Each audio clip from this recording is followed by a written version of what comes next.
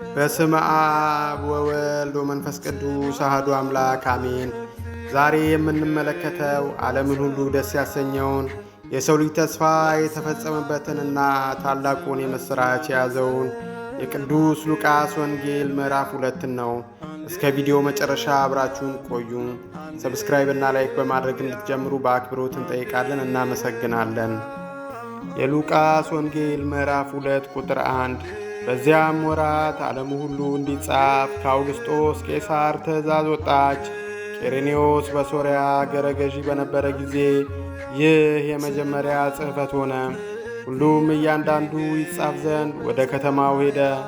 ዮሴፍም ደግሞ ከዳዊት ቤትና ወገን ስለነበረ ከገሊላ ከናዝሬት ከተማ ተነስቶ ቤተልሔም ወደምትባል ወደ ዳዊት ከተማ ወደ ይሁዳ ጸንሳ ከነበረች ከእጮኛው ከማርያም ጋር ይጻፍ ዘንድ ወጣ። በዚያም ሳሉ የመውለጃዋ ወራት ደረሰ። የበኩር ልጇንም ወለደች። በመጠቅለያም ጠቀለለችው። በእንግዳዎችም ማደሪያ ስፍራ ስላልነበራቸው በግርግም አስተኛችው። በዚያም ምድር መንጋቸውን በሌሊት ሲጠብቁ በሜዳ ያደሩ እረኛዎች ነበሩ። እነሆም የጌታ መልአክ ወደ እነርሱ ቀረበ። የጌታ ክብርን በዙሪያቸው አበራ። ታላቅ ፍርሃትን ፈሩ። መልአኩም እንዲህ አላቸው፣ እነሆ ለሕዝቡ ሁሉ የሚሆን ታላቅ ደስታ የምሥራች እነግራችኋለሁና አትፍሩ። ዛሬ በዳዊት ከተማ መድኃኒት እርሱም ክርስቶስ ጌታ የሆነ ተወልዶላችኋልና። ይህም ምልክት ይሆንላችኋል፣ ሕፃን ተጠቅሎ በግርግም ተኝቶ ታገኛላችሁ። ድንገትም ብዙ የሰማይ ሰራዊት ከመልአኩ ጋር ነበሩ፣ እግዚአብሔርንም እያመሰገኑ ክብር ለእግዚአብሔር በአርያም ይሁን፣ ሰላምን በምድር ለሰውም በጎ ፈቃድ አሉ። መላእክትም ከእነርሱ ተለይተው ወደ ሰማይ በወጡ ጊዜ እረኛዎቹ እርስ በርሳቸው እንግዲህ እስከ ቤተልሔም ድረስ እንሂድ፣ እግዚአብሔርም የገለጠልንን ይህንን የሆነውን ነገር እንይ ተባባሉ። ፈጥነውም መጡ፣ ማርያምንና ዮሴፍን ሕፃኑንም በግርግም ተኝቶ አገኙ። አይተውም ስለዚህ ሕፃን የተነገረላቸውን ነገር ገለጡ። የሰሙትን ሁሉ እረኛዎቹ በነገሯቸው ነገር አደነቁ። ማርያም ግን ይህን ነገር ሁሉ በልቧ እያሰበች ተጠብቀው ነበር። እረኛዎችም እንደተባለላቸው ስለሰሙትና ስላዩት ሁሉ እግዚአብሔርን እያመሰገኑና እያከበሩ ተመለሱ።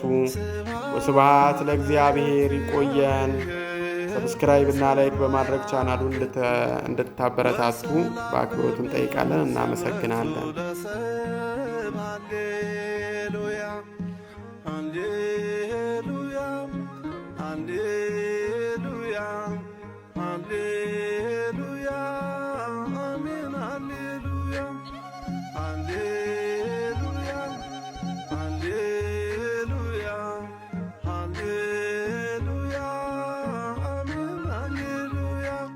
ስብሐት ለእግዚአብሔር በሰማያት ስብሐት ለእግዚአብሔር በሰማያት ወሰላም በምድር ስምረቱ ለሰብእ ሃሌሉያ ሃሌሉያ ሃሌሉያ ሃሌሉያ